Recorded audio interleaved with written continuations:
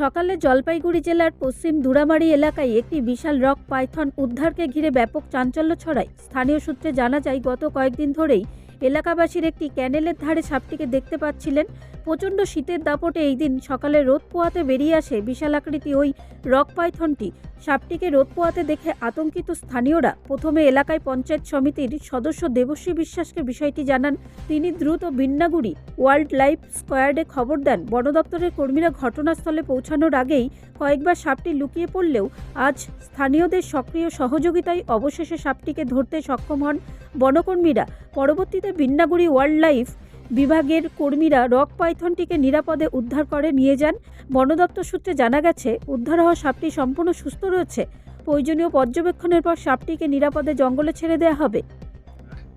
আমি বানারহাট পঞ্চায়েত সমিতির সদস্য দেবশ্রী বিশ্বাস বলছি। গতকালকে শিমুলঝুড়াতে একটি অজগর সাপ বেরিয়েছিল।